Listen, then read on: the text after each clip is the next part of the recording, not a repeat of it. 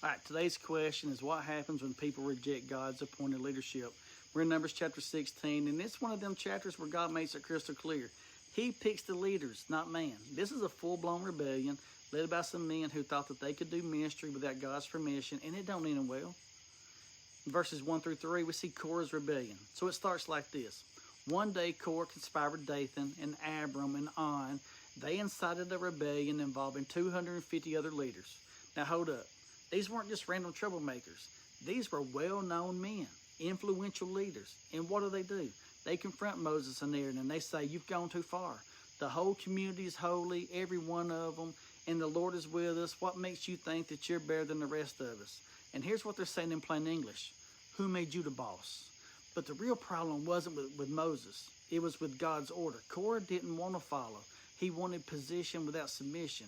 So be careful with folks who twist spiritual language to hide selfish ambition.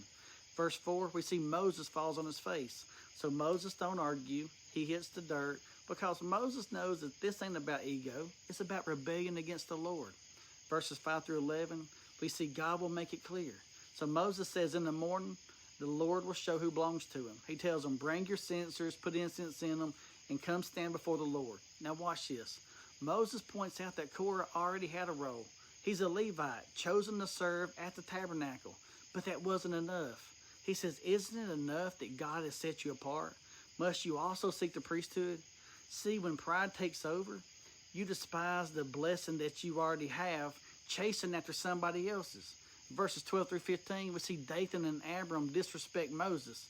So then Moses tries to reason with Dathan and Abiram, but they straight up say, we will not come. You brought us out of the land flowing milk and honey to die in the wilderness. Now that's twisted. They're calling Egypt the land of milk and honey. That's what rebellion does. It reverses reality, makes slavery look sweet and freedom feel like failure. Moses gets angry, but he still don't retaliate. He takes it to the Lord. In verses 16 through 35, God settles it with an earthquake. So the next day, the 250 men, they show up with their censers of incense. God tells Moses and Aaron, stand back. I'm going to wipe them all out.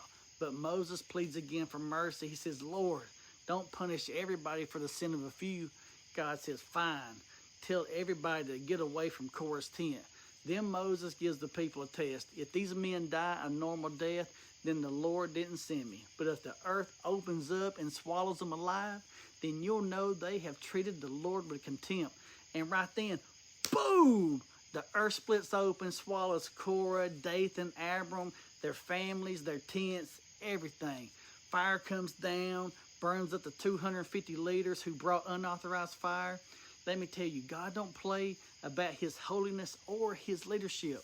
In verses 36 through 40, we see a memorial from the fire. So God tells Eleazar the priest to gather the bronze censers from the fire, hammer them into a covering for the altar.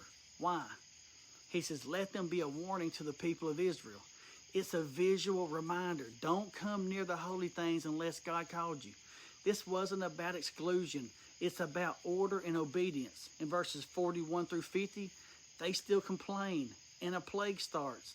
Now, you'd think after all that, the people would learn. But no, we are dumb. The very next morning, the whole community began muttering again. You've killed the Lord's people. They're still blaming Moses for what God did. So the Lord sends a plague. But Moses and Aaron don't sit back. They move quick. Aaron runs with incense. He stands between the living and the dead and makes atonement for the people.